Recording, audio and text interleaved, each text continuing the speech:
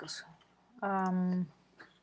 Teníamos entonces pendiente discutir el tema de análisis de datos visuales para hablar no solamente ya de lo primero que hablamos, que era el tema de análisis de los estudios culturales, sino también para tocar los demás temas. Yo quiero simplemente como recorrer muy rápido lo que habíamos hablado inicialmente, y es que la lectura que hicimos del capítulo número 3 del libro de Marcus Banks de análisis de la imagen o de investigación cualitativa con imágenes nos presenta un panorama amplio sobre qué vertientes hay en el análisis de las imágenes en la investigación. Comienza recordándonos un poco qué implica analizar datos visuales. Entonces implica saber qué se recolecta, de dónde se recolecta. Recuerda que esto guía tanto lo que va a pasar teóricamente como lo que técnicamente se va a recoger en el campo, y tener muy claro si las imágenes van a crearse desde cero para la investigación o van a usarse imágenes preexistentes. Recordarles un poco el panorama muy amplio del análisis de las imágenes por su significado en lo semiótico, por su estructura e intención del discurso en lo retórico. Quiero hacer un paréntesis aquí, es que varios de ustedes han comentado que hacen un análisis retórico en algunas ocasiones al analizar las imágenes, pero olvidan que un análisis retórico tiene una estructura. No sé si de pronto esto no es algo que recuerden de sus clases de comunicación visual, pero en caso de que esto sea así, les recomiendo que lo revisen. Un análisis retórico hace una mirada a las marcas explícitas y las marcas implícitas de el discurso que se está evaluando, y también revisa un poco cómo son los dispositivos de imagen que traducen estas ideas, reconoce cuáles son las figuras retóricas que hay allí. Es decir, no es un análisis tan desestructurado. Les voy a dejar recomendado una lectura sobre cómo se hace análisis retórico que les puede aclarar un poco el panorama en caso de que ese siga siendo su interés. Bueno, desde cultura visual y estudios culturales, digamos que la idea va a ser hablar de relaciones de poder, consumo y contexto de las imágenes. El análisis de contenido, que es esta manera estructurada de hacerlo, va a hablar del contenido manifiesto. La etnometodología va a hablar de cómo las imágenes revelan la manera en la que la gente vive. La forma de quien las crea, la forma en que quien las crea es afectado por la investigación, va a estar cubierta por la reflexividad. Y por último, los estudios de materialidad van a hablar de cómo la materialidad de la imagen cambia la manera en la que la imagen se puede analizar, inclusive por la manera en la que se consume. Recordarles que el análisis desde los estudios culturales se pregunta ¿cuál es el papel de la imagen respecto a las prácticas culturales establecidas? En el sentido en que las puede reforzar o un poco desmontar. Y esta idea muy importante, que es que la teoría, en el caso de las perspectivas de los estudios culturales, es la metodología. Es decir, interpretar las imágenes a partir de una teoría es el abordaje metodológico de este enfoque. Tres teóricos van a ser muy importantes: Foucault, Bourdieu y Barthes. Digamos que el gran pero que se le hace a este tipo de análisis es el pensar que lee las imágenes como textos y no toma en cuenta sus materialidades como imágenes. Habíamos hecho un repaso muy rápido sobre qué significaban estas tres grandes ideas. La primera gran idea era la idea de las mitologías de Barthes. Si ustedes recuerdan, Barthes es semiólogo, y su gran aporte va a ser no solamente continuar construyendo la teoría semiótica para el campo de la semiótica o de la semiología, como habría sido la palabra de su elección, sino aplicar los análisis semióticos a los productos de la cultura de masas, de manera que pudiera señalar cómo muchas de las ideas que se toman como naturales o como simplemente dadas en la sociedad en realidad son culturalmente construidas y por lo tanto pueden ser deconstruidas. Esto es algo que va a estar haciendo en su libro Mitologías, que va a hacer análisis semióticos sobre una serie de productos o de textos culturales mainstream como los anuncios de muchos tipos de productos clásicos, típicos y un poco anodinos o corrientes en la Francia de la segunda mitad del siglo XX. O de mitad del siglo XX, más bien para que seamos precisos. La imagen que acompaña pues es Esto no es una pipa, de Magritte, que recuerda un poco la idea de que el signo no es el significado y de que una vez llegamos al significado, el significado se desplaza, que es una de las situaciones que se señalan en los análisis semióticos. La segunda gran idea, repasamos, es la idea de Michel Foucault del panóptico, que implica que el sabernos vigilados hace que cambiemos nuestros comportamientos y el saber que vigilamos también hace que cambiemos nuestras ideas sobre lo que vemos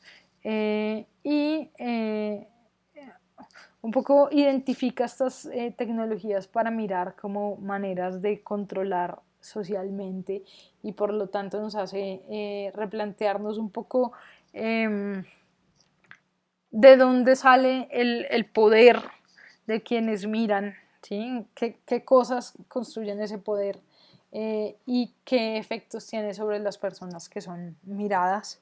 Y habíamos hablado que uno de los grandes ejemplos de este tipo de idea es las redes sociales, que todo lo ven, Instagram, que todo lo ve, etc. Y habíamos hablado por último de la distinción o de la norma del gusto de Pierre Bourdieu, que para nosotros trae sobre todo una idea interesante y es que el gusto oculto se construye por, digamos, oposición a lo corriente, que el gusto no necesariamente está construido de manera objetiva, sino que las cosas de buen gusto son un producto de las prácticas de clase y del capital cultural, y habíamos hablado de la distinción entre una alta cultura, digamos, más noble, entre comillas, mejor educada, en la cual se invierte más tiempo en educarse para producir y consumir discursos culturales, como esta imagen de la Escuela de Atenas de Rafael, contrapuesta a una idea de cultura en la cual no se requiere una gran educación para producir ni consumir las imágenes, que es esta mazorca que dice, pruébame que estoy uno A. En la imagen de la izquierda, pues nosotros tenemos que saber que estamos viendo a Platón y Aristóteles y que aquí el mundo está dividido entre los empiristas y los idealistas, y voy a tener que saber muy bien de los filósofos para reconocerlos a cada uno, pero también estoy viendo la gran tecnología, la perspectiva puesta allí en práctica, etcétera, mientras que al lado de la mazorca pues yo estoy viendo una imagen muy narrativa, inclusive personificada, que me da un mensaje muy directo que es cómeme, ¿no? La mazorca nos dice pruébame en forma de arepa, ¿sí? Y esta va a ser como la tercera idea grande a redondear. Hay muchas otras, probablemente uno podría escoger muchas distintas, pero estas tres son muy clave en la interpretación de la imagen desde la perspectiva de los estudios culturales. Continúa con el oculocentrismo hablando de cómo una serie de imágenes han informado y el inconsciente de las imágenes ha informado nuestra manera de entender las imágenes. Inclusive para autores que están inscritos aquí, digamos que la idea de que la cultura posmoderna o la cultura actual pueda ser estudiada separada de la imagen es imposible, en el sentido en que es una cultura que produce constantemente imágenes y que representa su cultura desde lo visual, que es la razón por la cual JW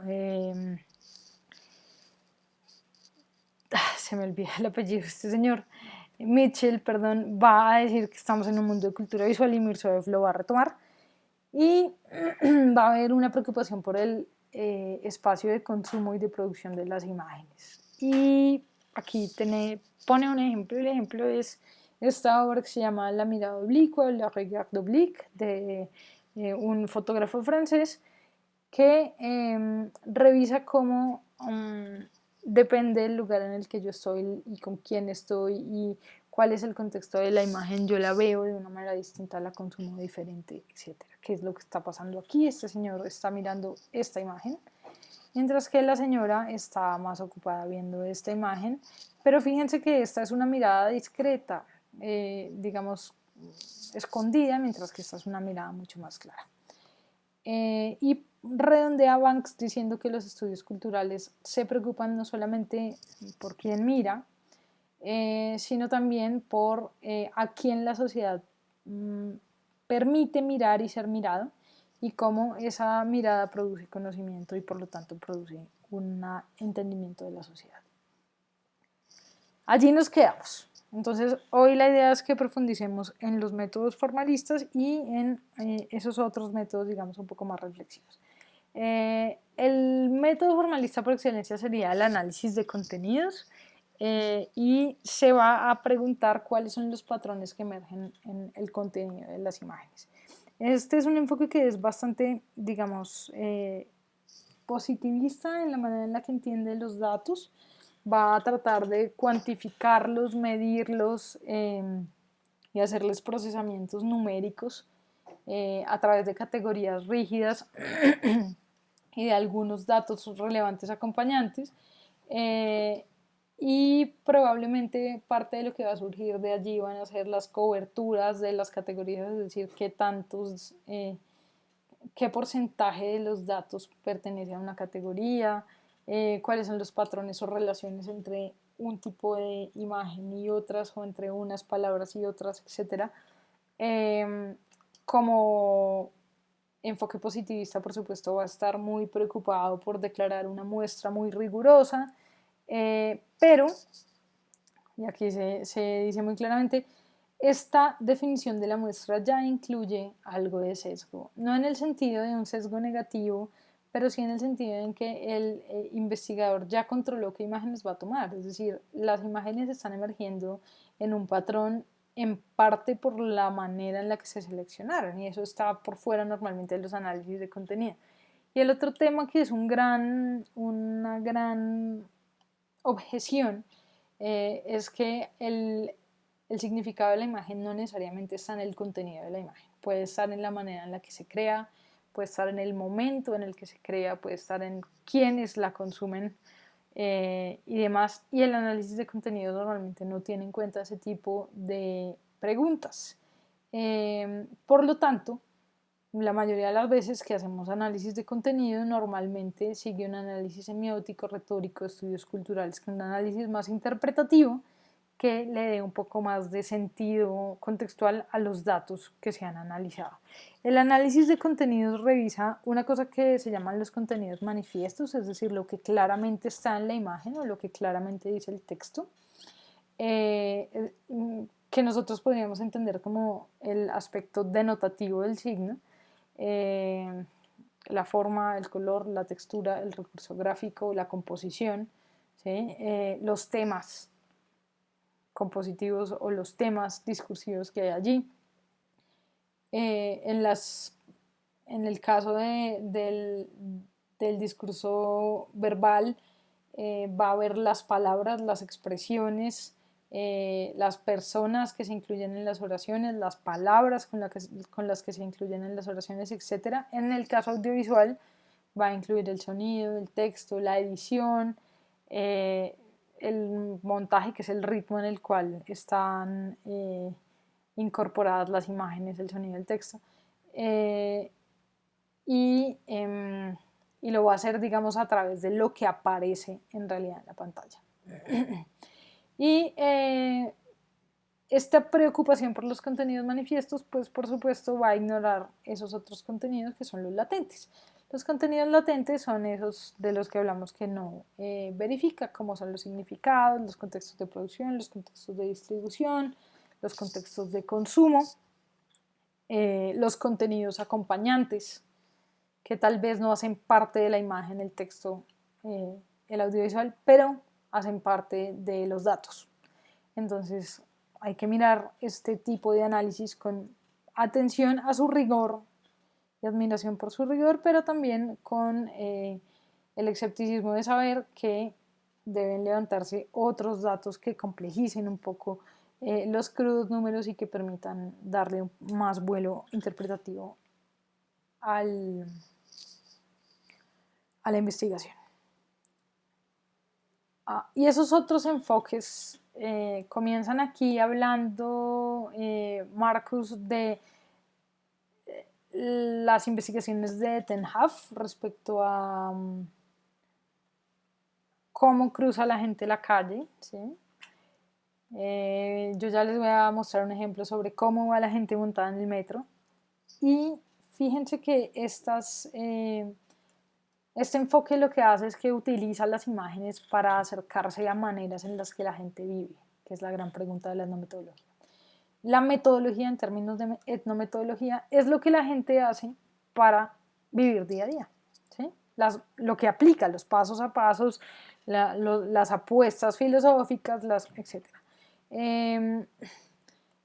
Muchas veces pues se va a aprovechar la creación de imágenes nuevas para entenderlo, como en el caso de la investigación de Ten Haf, en el cual se filmaba a la gente desde un piso superior cruzando la calle, pero también luego la cámara se llevaba dentro del bolso para reconocer esas dos miradas, ¿sí?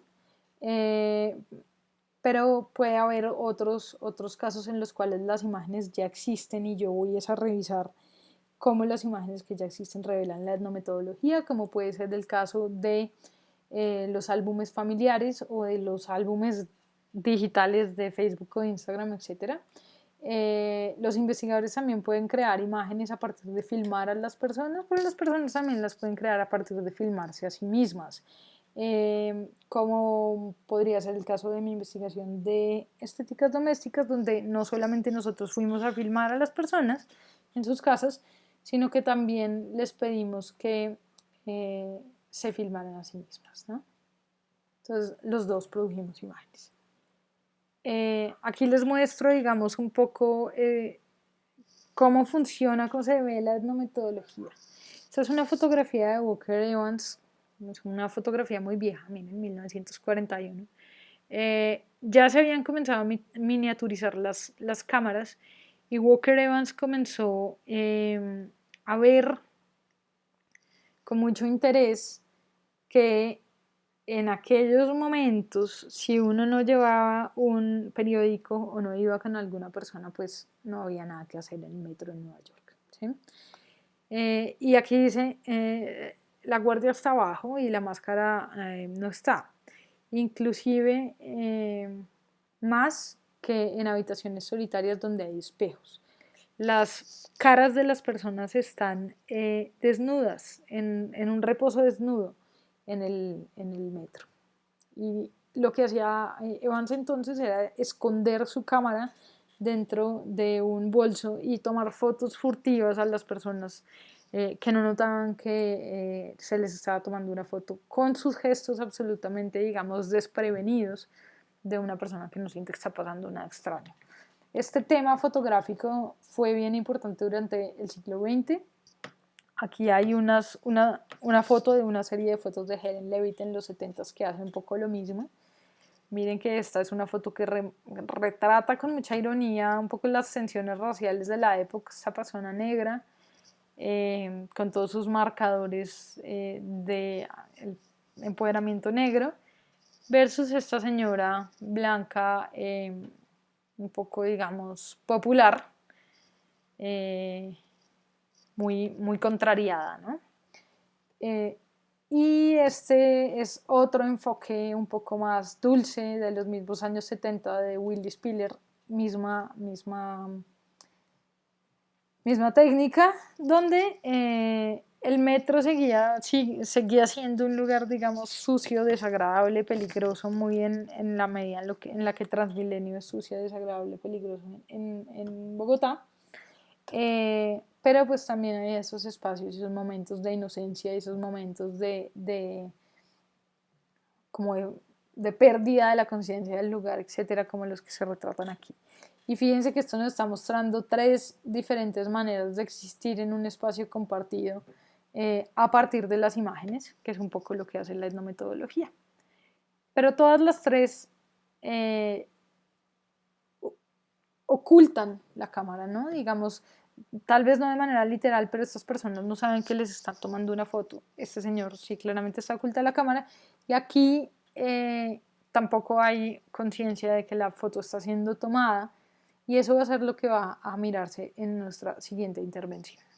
La siguiente metodología para interpretar las imágenes es la reflexividad y en la reflexividad la pregunta grande va a ser cuál es el efecto que el investigador tiene sobre los datos que está recogiendo y de qué manera el lugar de enunciación en términos de clase, raza, género, etcétera, tiene sobre la manera en que se interpretan los datos. Entonces aquí básicamente lo que va a pasar es que alrededor de los años 90 muchos antropólogos, que son los reyes indiscutibles de la etnografía, inclusive la etnografía visual, van a decir, oiga, la manera en la que nosotros existimos en la investigación a partir de la toma de los datos hace que la gente se comporte de maneras extrañas, diga cosas que normalmente no diría, no nos permite el acceso a ciertos lugares, etc. Entonces, ¿cómo hacemos para no afectar estos datos? Y también cómo hacemos para hacer una interpretación más transparente. Allí van a empezar a surgir metodologías interesantes como la etnografía sensorial de Sarah Pink, donde va a haber una etnografía a partir de los 5 sentidos, donde se van a proponer, por ejemplo, las duoetnografías, en el cual yo como investigador hago etnografía de ti, pero tú como investigado o como participante haces etnografía de mí como investigador y de nuestro periplo en la investigación y también así yo puedo como mejorar mis interpretaciones. Y para ya la creación de los textos etnográficos, uno de los temas más importantes que va a haber y es una buena práctica es explicar cuál es mi relación con el tema y con las personas que yo estoy incluyendo en la etnografía, en el sentido en el que yo declare cómo mi raza, clase, género, edad, etcétera, me posiciona respecto a lo que estoy observando. ¿Sí? Por último, vamos a encontrar los estudios de materialidad de la imagen y estos estudios se van a preguntar cómo la manera en que las imágenes se crean y también se reproducen cambia su consumo y también la propia imagen.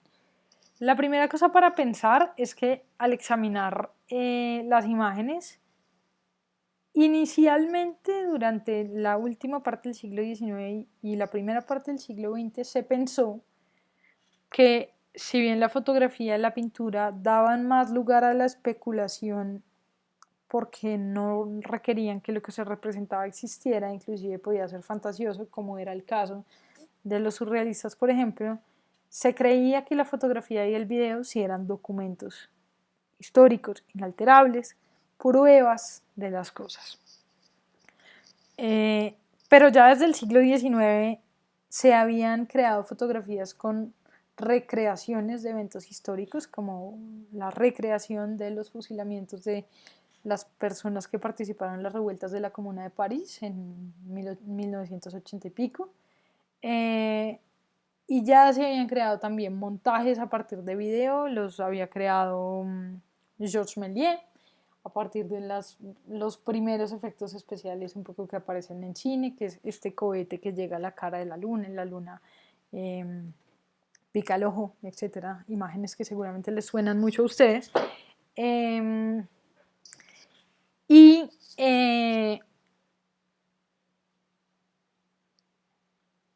Y entonces durante el siglo XX un poco lo que pasa es que se pierde la inocencia respecto al valor de verdad de las imágenes y los videos.